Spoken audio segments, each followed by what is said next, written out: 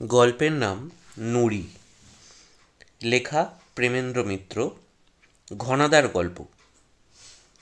শুরু হচ্ছে গল্প নুড়ি। ঘনাদার হাই তোলা একটা বিশেষ অনুষ্ঠান।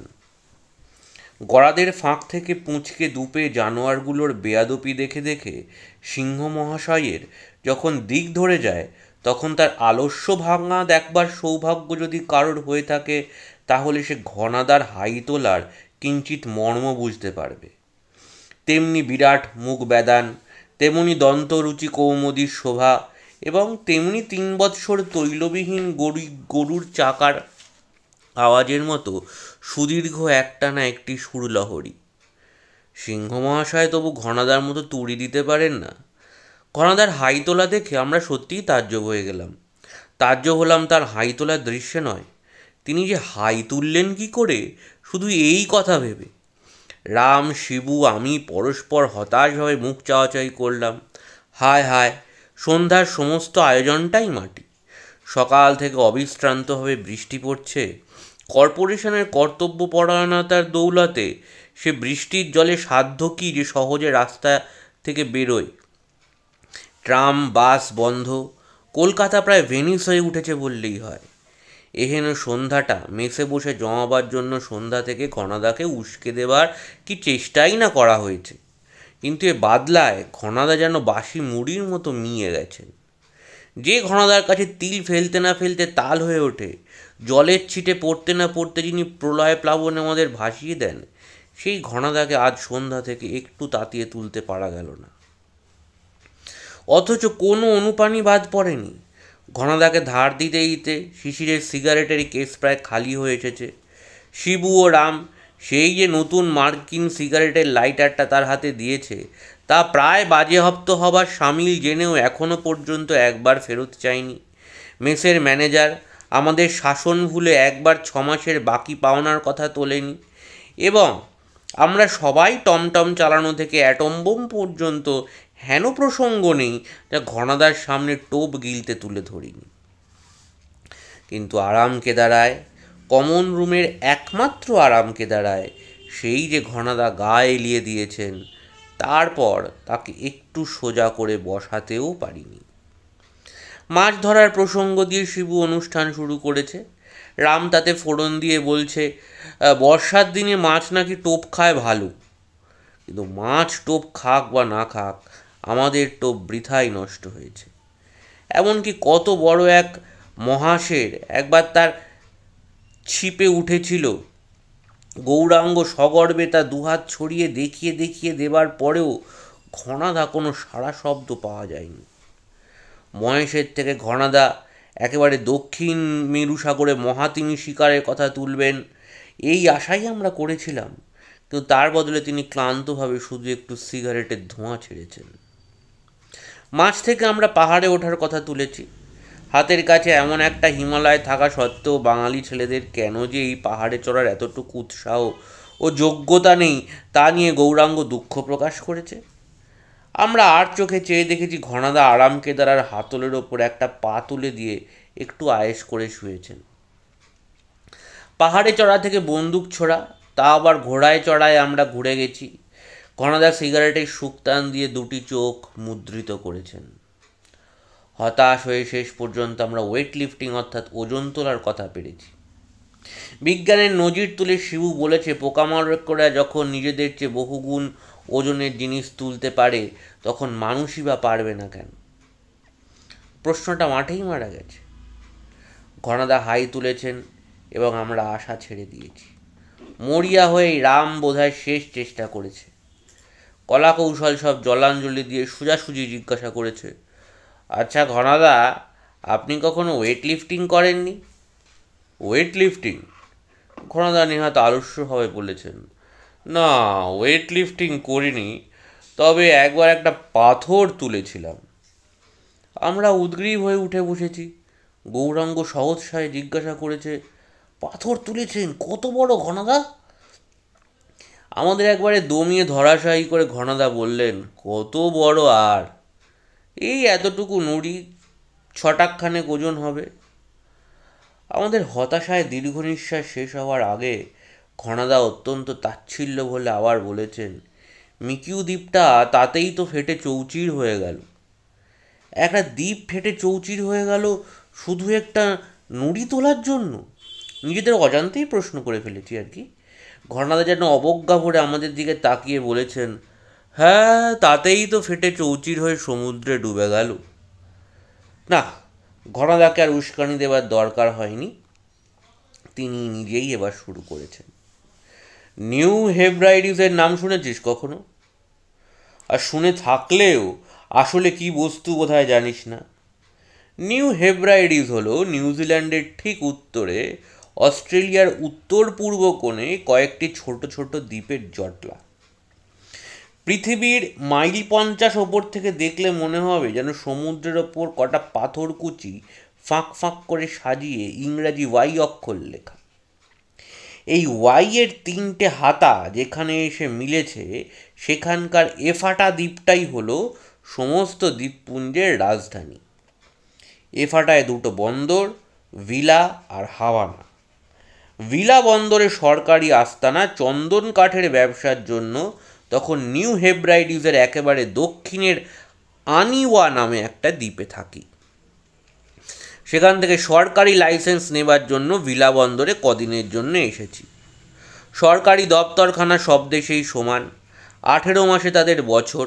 নিউ হেব্রাইডিসের আবার এ বিষয়ে গোদের ওপর বিস্ফোরা আছে। একা রামে রক্ষা নেই, সুগ্রীব সেখানে দোসর। কিন্তু হেব্রাইডিসের রাজধানী এক, কিন্তু রাজত্ব দুজনের। ইংরেজ আর ফরাসি একসঙ্গে মিলে সেখানে শাসন করে। সুতরাং 7 দিনের কাজ 7 সপ্তাহেও সারা হলো না। ইংরেজি থেকে ফরাসি আর ফরাসি থেকে ইংরেজিতে তর্জমা হতে আমার লাইসেন্সের আর্জি কোন লালফিতের জালে জড়িয়ে পড়েছে তার হদিশই তখন পাচ্ছি না।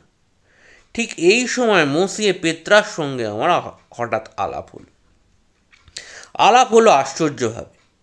রাজধানী ও বন্দর হলে কি হয়, ভিলাতে ভালো একটা হোটেল নেই? মালানা নামে একটি দেশি লোকের টিনের চাল দেওয়া একটা মোটা দোতলার ওপরকার একখানা ঘর ভাড়া করে আছি। সেদিন সরকারি দপ্তরখানা থেকে যত অকর্মণ্য কর্মচারীদের সঙ্গে বচসা করে ক্লান্ত হয়ে বাসায় ফিরেছি, এমন সময় ওপরে আমারই ঘরে তুমুল আন্দোলন হচ্ছে বলে মনে হলো। নড়বড়ে কাঠের সিঁড়ি দিয়ে অত্যন্ত অবাক হয়ে ওপরে উঠে গেলাম। ঘরের দরজায় যাওয়ার সময় আমি তালা দিয়ে গেছি নিজের হাতে। সে ঘরে গণ্ডগোল হয় কি করে? সিঁড়ি দিয়ে উঠে মাঝখানের বারান্দাটুকু পার হওয়ার আগেই মালানার সঙ্গে দেখা। আমরা ঘর থেকে সেই যে উত্তেজিতভাবে বেরিয়ে আসছে। আমায় দেখতে পেয়েই সে হাত পা নেড়ে জানালেন যে এক্ষুনি আমাদের পুলিশে যাওয়া দরকার। পুলিশে যাওয়া দরকার কেন? আর কেন, কোথাকার এক ফরাসি গুন্ডা এসে আপনার ঘর দখল করেছে। আমি কত ঠেকাবার চেষ্টা করলাম, তা সে শুনলই না, জোর করে তালা ভেঙে ঢুকলো। এখনই আমি থানায় যাচ্ছি। এসে বললাম, তার আগে লোকটার চেহারা একবার দেখা দরকার নয় কি? মালানা সভায় বললেন, দেখবেন কি মশাই, সে একেবারে খুনে গুন্ডা, কি করে বসবে তার ঠিক নেই। এসে বললাম, আমি কি করব যখন ঠিক আছে তখন ভাবনা কি? মালানা কথাটা ঠিক বুঝতে না পারে একটু হতভম্ব হয়ে ভয় ভয় আমার পিছু পিছু এলো। ঘরে ঢুকেই দেখি আমার জিনিসপত্র চারিদিকে ছত্রাকারে ছড়ানো। তারই মধ্যে আমার ডেক চেয়ারটিতে গা এলিয়ে দিয়ে বিশাল চেহারা একটি লোক নিশ্চিন্তে আরামে পাইপ টানছে। পরনে একটা প্যান্ট ছাড়া আর কিচ্ছু নেই। গরমের দরুনি বোধহয় গায়ের জামাজোড়া সব খুলে ফেলেছে। লোকটার গায়ের চামড়া সাদা এবং গোঁফদাড়ির ছাড় দেখলে ফরাসি বলেই মনে হয়। আমায় ঢুকতে দেখেই লোকটা ডেক চেয়ারের ওপর উঠে বসে বাঘের মতো ফরাসি ভাষায় হুঙ্কার দিয়ে উঠল, কেড়ে হতভাগা নিগার। মালানোতে সেই হুঙ্কার শুনে তীরের মতো ছিটকে গিয়ে পড়ল বারান্দায়। তারপর আর তার চুলের টিকি দেখা গেল না। মুচকি একটু হেসে আমি পরিষ্কার বাংলায় বললাম, চিনতে পারছো না সাহেব, আমি তোমার জম। দুর্বোধ ভাষা শুনে আমায় হাসতে দেখে সাহেব একেবারে ক্ষেপে গেল। আমায় প্রায় কাঁচাই গিলে ফেলবে, এমনভাবে দাঁত কর্মর করে দাঁড়িয়ে উঠে ইংরেজিতে বলল, বেরিয়ে যা শিগগিরই কালা নেটিভ, নইলে তোর গায়ের সমস্ত চামড়া আমি খুলে নেব। আগের মতোই হেসে বললাম, বলো কি সাহেব, আমার যে শুনেই গা সুরসুর করছে, কিন্তু তার আগে তোমায় তো একটু গা তুলতে হবে, এটা আমারই ঘর কিনা। আমার মুখে চোস্ত জার্মান শুনে সাহেবটা প্রথমে একেবারে যাই হোক, সাহেব একেবারে মুখ্য নয়, জার্মান ভাষাটা অন্তত বোঝে জেনে আমার একটু কৌতূহলও তখন বেড়েছে। প্রথমে হতভম্ব হলেও পর মুহূর্তে আমার কথার বিষ্টুকুর জ্বালাতে সাহেব একেবারে ফেটে পড়ল। এ ঘর তোমার, প্রমাণ কি তার? আবার একটু হেসে জিনিসপত্রগুলো দেখিয়ে বললাম, প্রমাণ তো তুমি ঘরময় ছড়িয়ে রেখেছ। বটে, বলে সাহেব হঠাৎ আমার সুটকেসটা ধরে বারান্দার ছুঁড়ে ফেলে দিয়ে বলল, যাও, তোমার প্রমাণ ঘর থেকে বার হয়ে গেছে, আর সুবুদ্ধি যদি এখনও না হয় তাহলে এটি লাথিতে তোমাকেও ওই প্রমাণের পিছু পিছু পাঠিয়ে দেব। ঘরের মাঝখানেই সাহেবের প্রকাণ্ড কেবিন ট্রাঙ্কটা পড়েছিল, সেটা তুলে নিয়ে বললাম, সেটা একটু অভদ্রতা হয় নাকি? তার চেয়ে বরং তুমিই দেখো সাহেব, আমি তোমার মোট বইবার সমস্যাটা মিটিয়ে দিচ্ছি। ট্রাঙ্কটা ছুঁড়ে বারান্দা পার করে নিচে ফেলে দিলাম। সাহেব এক লহমা হাঁ করে দাঁড়িয়ে থেকে তারপর তোপের গলার মতো আমার ওপর ঝাঁপিয়ে পড়ল। জামাটা একটু ঝেড়ে নিয়ে চেয়ে দেখি জানলার কাছে সচাপটে যেমনভাবে পড়েছিল সাহেব তেমনভাবেই শুয়ে আছে, নট নরণচরণ, নট কিচ্ছু। ঘরের কুঁজো থেকে তার মুখে জল ছিটিয়ে দিয়ে নিজে আবার গিয়ে তুলে ধরলাম। সাহেব হাঁপিয়ে উঠে বসে চোখ না খুলেই চেঁচিয়ে উঠল, আমি মরে গেছি নির্ঘাত, মরে গেছি। তাকে একটা ঝাঁকানি দিয়ে বললাম, হ্যাঁ, তুমি মরে নরকে এসেছো, যমরাজ তোমার অভ্যর্থনা করতে এসছেন, চেয়ে দেখো। সাহেব একবার চোখ খুলে তাকিয়ে বললেন, হ্যাঁ, মরিনি তাহলে, কিন্তু আমার শির দ্বারা ভেঙে গুঁড়ো হয়ে গেছে। আমি বললাম, না, তাও হয়নি, উঠে দাঁড়াও দেখি। সাহেব কিন্তু বসে বসে আমায় ভালো করে লক্ষ্য করে বললে, তুমি কি জাপানি? তারপর নিজেই আবার বলল, জাপানিদের চেহারা তো এরকম হয় না। হেসে বললাম, আমি জাপানি নয়, বাঙালি। বাংলাদেশের নাম শুনেছ কখনো? বাংলাদেশ? সাহেবের চোখ দুটো বড় বড় হয়ে উঠল। বাংলাদেশের নাম শুনিনি আবার? তাগরের সঙ্গে আমার কত আলাপ ছিল। তাগরের সঙ্গে? তাগর আবার কি? বা, রবীন্দ্রনাথ টাগোর। আমি বুঝলাম কবিগুরুর নামের ফরাসি উচ্চারণ এইরকম দাঁড়িয়েছে। জিজ্ঞাসা করলাম, তার সঙ্গে তোমার আলাপ ছিল? কোথায় আলাপ হয়েছিল? একটু ভোরকে গিয়ে সে বলল, আলাপ মানে দেখাশোনা আর কি, বাড়িতে দেখাশোনা হয়েছিল। বেশ একটু কড়াভাবে জিজ্ঞাসা করলাম, কী সূত্রে? সাহেব আমতা আমতা করে বললে, মানে তিনি যখন ওখানে ছিলেন তখন কাগজে তার ফটো দেখেছিলাম। ধমক দিয়ে এবার বললাম, দেখো সাহেব, আমার কাছে সব ধাপ্পা দিয়ে কোনো লাভ হবে না, তোমরা পাত্তারি গুটিয়ে এঘর থেকে সরে পড়তে হবে, না ওঠো। সাহেব রীতিমতো কাঁদুনে গিয়ে উঠলো, উঠবো তো, কিন্তু যাবো কোন চুলোয় শুনি? পোড়া শহরে গিয়ে একটা হোটেল আছে, সারাদিন ঘুরে ঘরের বারান্দা পর্যন্ত ভাড়া পাইনি, আমি কি রাস্তায় গিয়ে শোবো? এবার হেসে ফেললাম। আচ্ছা, আমার এখানে থাকতে পারো, কিন্তু বেচাল যেন আর না দেখি। সাহেব নিজের গরদানটা একবার হাত বুলিয়ে নিল। না, আমার গরদানের বিমা করা নেই। মালপত্র নিচ থেকে তুলে এনে তারপর আমরা বেশ জমিয়ে আলাপ শুরু করলাম। মসিয়ে পেত্রা আমার মতোই ভবঘুরে লোক, ঝগড়া দিয়ে শুরু হওয়ায় দুজনের একটা ধাতের লোক হওয়ায় দোস্তিটা আমাদের তাড়াতাড়ি হয়ে গেল। আমি ইতিমধ্যে চন্দন কাঠের ব্যবসার কথা বলেছি। মসিয়ে পেত্রা মাথা নেড়ে বলেছে, ওসব চন্দন কাঠটাট কোনো কাজের জিনিস নয়, এই দ্বীপপুঞ্জের আসল মাল হলো গন্ধক। দেখো না, 1 বছরের মধ্যে গন্ধক ব্যবসায় কীরকম লাল হয়ে যায়। উদারভাবে পেত্রা আমাকে তার ব্যবসার ভাগিদার করতে রাজি হয়েছে। আমি হেসে বলেছি, আগে তুমি গন্ধকের খনি খুঁজে বার করো, তারপর দেখা যাবে। পেত্রা অত্যন্ত ক্ষুণ্ণ হয়ে বলেছে, ও, তুমি আমার অবিশ্বাস করছো, পাগল ভাবছো আমায়? আচ্ছা, দেখতে হবে একদিন। পেত্রার আস্ফালন যে একেবারে মিথ্যে নয়, একদিন সত্যিই তার প্রমাণ পেয়েছি, কিন্তু সে প্রায় বছর 6 বাদে। এই 6 বছর তার কোনো খোঁজ রাখিনি বা পাইনি। এফাটা দ্বীপে মালানার বাড়িতে আমার ঘরে 2 দিন থাকার পর হঠাৎ একদিন সন্ধেবেলা কিছু না বলে কয়ে সে নিরুদ্দেশ হয়ে গেল। একটু অবাক হলেও তার সম্বন্ধে বিশেষ মাথা ঘামাইনি। এরকম খামখেয়ালি লোক দুনিয়ায় পর্যন্ত অনেক দেখেছি। বিকালে কি করবে তারা সকালে নিজেই জানে না। 6 বছর বাদে আবার তার সঙ্গে সাক্ষাৎ, এবার খুব অদ্ভুতভাবে।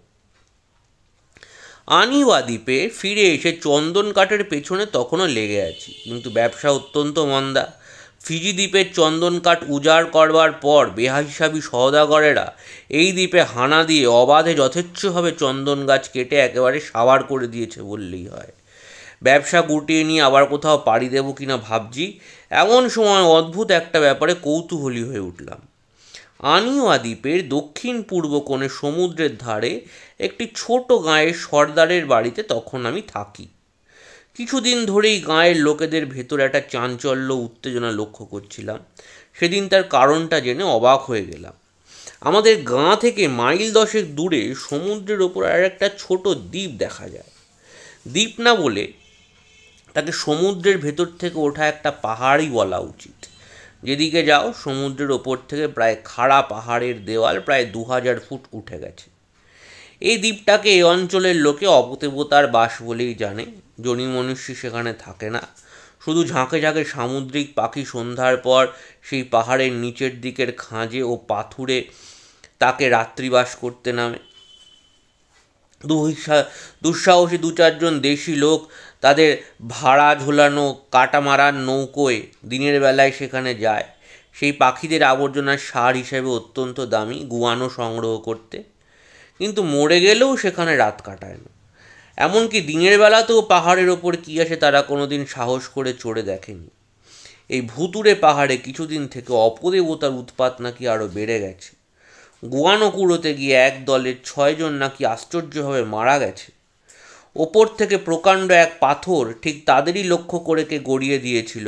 আরেক দল পাহাড়ের ওপর এক বিকট মূর্তি দিনের বেলাতেই দেখতে পেয়েছে। এইসব ছাড়া রাত্রে আজকাল পাহাড়ের ওপর এই গাঁ থেকে অদ্ভুত ধোঁয়ার কুণ্ডলি উঠতে দেখা যায়। মাঝে মাঝে রহস্যজনক শব্দ সেখান থেকে ভেসে আসে। পাছে পাহাড়ের অপদেবতার কোপ এই গাঁ পর্যন্ত এসে পৌঁছায়, সেই ভয়ে গাঁয়ের লোকেরা সারা। ভূতের ওঝারও সময় বুঝে নিজেদের ক্ষমতা জাহির করতে ব্যস্ত। অপদেবতাকে ঠান্ডা করার দিয়ে তারা ষোড়শ প্রচারে ভূত পুজোর আয়োজন করেছে। সর্দারের কাছে ব্যাপারটা পুরো শুনে নিয়ে পাহাড়ে দ্বীপে যাব ঠিক করলাম। সর্দারের নিষেধ মানা, উপরোধ, অনুরোধ যদি বা কাটানো গেল, দ্বীপে আমায় নৌকো করে পৌঁছে দেয় এমন লোক পেলাম না গায়ে। অবশেষে রেগে ছোট একটা ডিঙি নিয়ে নিজেই একদিন বিকালে দ্বীপের উদ্দেশ্যে রওনা দিলাম। সঙ্গে একটা ধারালো ছুরি আর কুয়ো থেকে যা দিয়ে ডুবে যাওয়া বালতি ঘোড়া তোলে সেরকম কাঁটা গোছের বাঁধা একটা লম্বা মজবুত দড়ি। রাত কাটাবার মতো কিছু খাবার দাবার সর্দার সঙ্গে দিয়েছিল, যদিও রাত আমার সেখানে কাটবে কি না সে বিষয়ে তার ঘোরতর সন্দেহ ছিল। আমরা ডিঙি সমুদ্রে ঠেলে দেওয়ার সময় সর্দার পায়ে কেঁদে ফেলে আর কি। এতদিন একসঙ্গে থাকার দরুন আমার ওপর এই সরল অসভ্য মেলানিশিয়ের সত্যি একটা মায়া পড়েছিল। এমন স্বাদ করে বেঘরে মরতে যাওয়ার তাই কি সে সত্যিই ব্যথা পেয়েছে। একলা ডিঙবে ভুতুরে পাহাড়ের দিকে যেতে যেতে নিজেরও কাজটা একটু বেশি রকম গোয়ার্তুমি বলে মনে হচ্ছিল। কোথায় কোন চুলোয় কি ভুতুরে কাণ্ড হচ্ছে তাতে তোর মাথা ব্যথা কেন বাপু? ঘরের খেয়ে বনের মোষ তাড়াতে যাওয়া স্বভাব, তার উপায় কি? ভুতুরে দ্বীপের ধারে যখন পৌঁছালাম তখন সন্ধে পার হয়ে গেছে। সামুদ্রিক পাখিদের অধিকাংশই পাহাড়ের খাঁজে খাঁজে ডানা গুটিয়ে তখন নিজেদের আশ্রয় খুঁজে নিয়েছে। 2-4টে দেরি করে ফেরা পাখির ঝটপটানি শুধু শোনা যাচ্ছে। সুবিধা মতো এক জায়গায় পাহাড়ের ধারে নৌকো বেঁধে ছুরিটা আর দড়ি বাঁধা কাঁটাটা নিয়ে তীরে উঠলাম। তীর মানেও পাথর। সেখানে পাথরের তীর গজ 20 ওপরে খাড়া পাহাড়ের দেয়ালে শেষ হয়েছে। ছুরিটা কোমরে গুঁজে দড়ি বাঁধা কাঁটাগুলো ওপরের দিকে ছুঁড়ে দিলাম। একবার ফসকাওয়ার পর ওপরের একটা খাঁজে কাঁটা আটকে গেল। ঠিক মতো আটকেছে কিনা দড়ি নেড়ে একবার দেখে নিই, তাই বেশ সেই খাঁজের ভেতর পা দিয়ে দাঁড়ালাম। তারপর আবার কাঁটা ছুঁড়ে ওপরের কোনো খাঁজে লাগাবার কসরত। এমনইভাবে প্রাণ হাতে করে পাহাড়ের মাথায় গিয়ে যখন উঠলাম তখন বেশ রাত হয়েছে। আমি পাহাড়ের পশ্চিম দিক দিয়ে উঠেছিলাম। সেদিকটা অন্ধকার হলেও ওপারে কৃষ্ণপক্ষের চতুর্থী না পঞ্চমীর চাঁদের আলো পড়ে চারিদিক বেশ ভালোই দেখা যাচ্ছে। সেই আলোয় সামনে যা দেখা গেল তাতে তো আমি সত্যি অবাক। পাহাড়ের ওপরে ছোট্ট একটি হ্রদ, নিচ থেকে জলাশয়ের কথা কল্পনাও করা যায় না, কেউ করেও নি এ পর্যন্ত। সমস্ত পাহাড়টা যেন পেয়ালার মতোই হ্রদটিকে ওপরে তুলে ধরেছে। নিঃসঙ্গ পাহাড়ের চূড়ায় তাদের আলোয় ঝলমল হ্রদটি যে কি সুন্দর দেখাচ্ছিল কি বলবো। দড়ি বেয়ে ওঠার পরিশ্রমে বেশ ক্লান্ত হয়ে পড়েছিলাম। হ্রদের ধারে একটা পাথরের চায়ের ওপর বসে মুখে চোখে জল দিতে যাচ্ছি, হঠাৎ নিজের ইচ্ছার বিরুদ্ধে সমস্ত শরীর এক মুহূর্তের জন্য কেমন হিম হয়ে গেল। হ্রদের ঠিক ওপারে জলের ভেতর থেকে সত্যিই একটা বিকট মূর্তি ওপরে উঠে আসছে। মূর্তিটা মানুষের মতো সোজা হয়ে হাঁটছে, কিন্তু মানুষের সঙ্গে তার কোনো সাদৃশ্য নেই। কবন্ধের মতো বর্তুলাকার বীভৎস একটা ধর যেন দুটো থামের ওপর দাঁড় করানো। তার হাঁটার ভঙ্গি এমন অমানুষিক যে আপনা থেকে সমস্ত শরীর শিউরে ওঠে। মূর্তিটা জল থেকে উঠে বিশ্রী টলমল পায়ে দুলতে দুলতে ওপারের পাহাড়ের একটা অন্ধকারের গহ্বরের মধ্যে অদৃশ্য হয়ে গেল। না, এ রহস্যের মীমাংসা না করলে নয়। মন শক্ত করে যথাসম্ভব সাবধান হয়ে হ্রদের পাড় দিয়ে ওপারে দৌড়ে গেলাম। সামনে সুড়ঙ্গের মতো সেই গহ্বর। এক মুহূর্তে ইতস্তত করে ছুরিটা কোমর থেকে খুলে নিয়ে তার ভেতরে গিয়ে ঢুকলাম। সুড়ঙ্গটা বেশি দীর্ঘ নয়, একটা বাঁক ফিরতেই দূরে একটা আলোকিত জায়গা দেখা গেল। এই কি তাহলে হ্রদের জলের সেই বিকট জীবের আস্তানা? আলো জ্বালাবার ক্ষমতাও কি আছে তার? সন্তর্পণে পা টিপে টিপে সেখানে গিয়ে পৌঁছলাম। সুড়ঙ্গটা এখানে একটা মাঝারি গোছের গুহায় শেষ হয়েছে। গুহার ভেতরে পৌঁছে একেবারে হতভম্ব হয়ে গেলাম। সেখানে কেউ নেই, কিন্তু ঘরের পাশে একটা কেরোসিনের বাতি জ্বলছে, দেওয়ালে পোশাক আশাক টাঙানো। এই ভুতুড়ে দ্বীপে, এই দুর্গম পাহাড়ের চূড়ায় মানুষ এলো কোথা থেকে? জলের তলা থেকে ওঠা সেই অমানুষিক জীবটাই বা গেল কোথায়? অবাক হয়ে দেওয়ালের ধারের পোশাকগুলো লক্ষ্য করছি। এমন সময় গুহা কাঁপিয়ে সশব্দে একটা বন্দুকের গুলি আমার কানের পাশ দিয়ে গিয়ে দেওয়ালে গিয়ে লাগলো। বিদ্যুৎ গতিতে ঘুরে দাঁড়াবার সঙ্গে সঙ্গে আমার ছুরিও হাত থেকে ছুটে বেরিয়ে ওধারের দেওয়ালে গিয়ে বিঁধে কাঁপতে লাগলো। যে বন্দুক ছুঁড়েছিল তার ডান হাতের জামার আস্তিন সেই ছুরিতে দেওয়ালের সঙ্গে আট হয়ে গেছে। হাত নাড়াবার ক্ষমতা তার আর নেই। লোকটার ওপর এবার ঝাঁপিয়ে পড়তে যাচ্ছিলাম, হঠাৎ থমকে দাঁড়িয়ে সবিস্ময়ে বললাম, এ কি মসিয়ে পেত্রা? মসিয়ে পেত্রা করুণভাবে একটু হেসে বলল, হ্যাঁ, আপাতত তোমার বন্দি। অর্ধেক রাত তারপর আমরা পরস্পরের খোঁজ খবর নিতেই কেটে গেল। কি করে বন্দরের খোঁজে নানা জায়গায় ঘুরে মসিয়া পেত্রা শেষে এই দ্বীপে উঠেছে, সব কাহিনী শোনার পর জিজ্ঞাসা করলাম, কিন্তু জলের তলায় সেই কিম্ভূত কিমাকার জীবটা এলো কোত্থেকে? পেত্রা একটু হেসে আমায় গুহার দিকে একটা পাথরের দরজা সরিয়ে অন্য একটা ছোট গুহায় নিয়ে গেল। পাথরের দরজাটি এমন কায়দায় বসানো, এমনিতে চোখে পড়ে না, আমারও চোখে পড়েনি। ছোট গুহার ভেতরে ঢুকে সামনের দিকে আঙুল দেখিয়ে পেত্রা বলল, এই তোমার সেই বিকট জীব। অবাক হয়ে দেখি সামনে দুটো ডুবুরির পোশাক দেওয়ালের ধারে সাজানো হয়েছে। পোশাক দুটি সাধারণ ডুবুরির পোশাকের থেকে একটু ভিন্নভাবে তৈরি। পেত্রা নিজেই সে আমায় জানালে পোশাকগুলো আমি নিজে ফরমাস দিয়ে গড়িয়ে এনেছি। কিন্তু কেন? অবাক হয়ে জিজ্ঞাসা করলাম, কেন? আচ্ছা, দেখবে চলো বলে পেত্রা আমায় নিয়ে সেই হ্রদের ধারে গিয়ে বলল, জলে একটু হাত দাও দেখি। হাত দিয়ে সবিস্ময়ে বললাম, এ কি, এ তো রীতিমতো গরম, ঘন্টা তিনেক আগেও তো ঠান্ডা দেখেছি।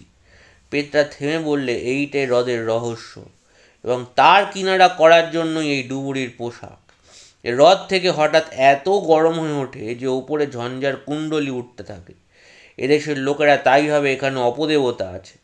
জিজ্ঞাসা করলাম, তুমি ডুবুরির পোশাকে এ হ্রদের জলে নেমে কি পেয়েছো? কি পেয়েছি কাল ঠান্ডা হওয়ার পর নিচে নামলেই দেখতে পাবে। পরের দিন জল ঠান্ডা হতে বিকেল হয়ে গেল।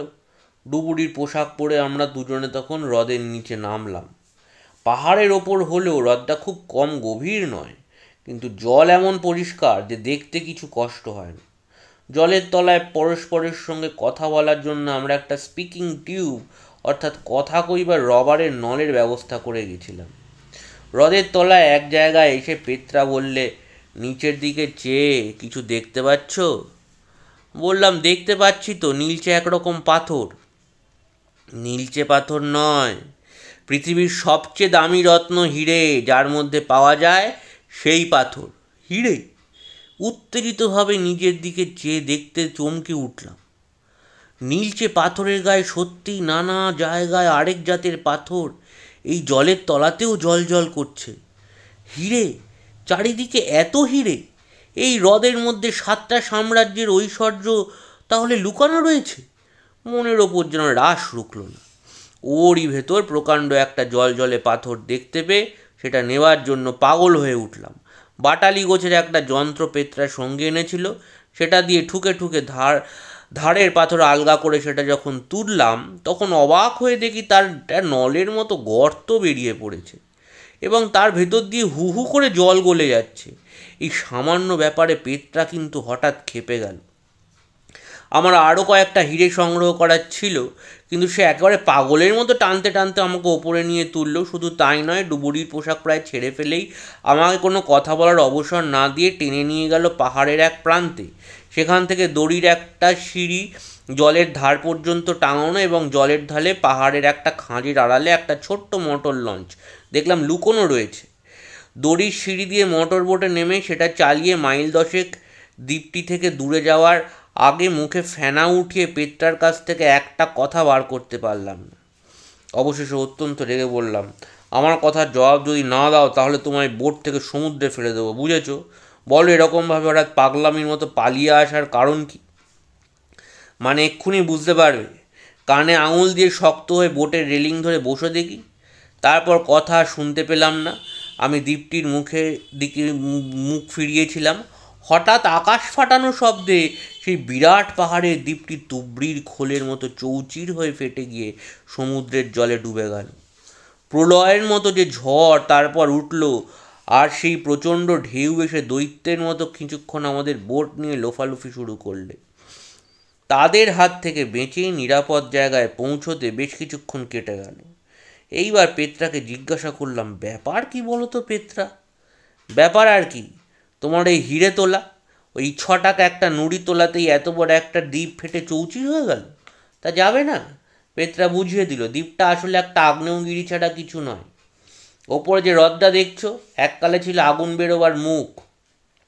এখন কোনো রকমে বুঝে গিয়ে বহুকালের বৃষ্টির জল জমে হ্রদ হয়ে উঠেছে, কিন্তু নিচেকার আগুন যে এখনও নিভে যায়নি। জল মাঝে মাঝে গরম হওয়াতেই তা বোঝা যায়। হ্রদের তলাটি খুব পুরুতো নয়। তুমি নুড়ি তোলার সঙ্গে সঙ্গেই সেই কোনো গোপন ফুটো বেরিয়ে পড়েছে। সেই ফুটো দিয়ে হ্রদের জল গভীর পাতালের প্রচণ্ড আগুনের ওপরে গিয়ে পড়ে।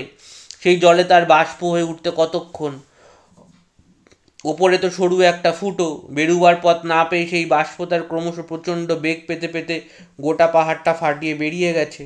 এই নুড়ুটিকু তুলেই তুমি দ্বীপটাকে ডোবালে। ঘনাদার গল্প শেষ হলে গৌরাঙ্গ সবিস্ময়ে জিজ্ঞাসা করল, দ্বীপটির নাম কি ছিল ঘনাদা? ঘনাদা বিরক্ত হয়ে বলল, যা ডুবে গেছে তার নামের কি দরকার? আর সেই 6 টাকা হিরেটা? শিবু জিজ্ঞাসা করল।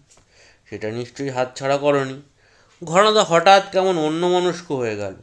শিবুর কথাটা বোধহয় তার কানে গেল না।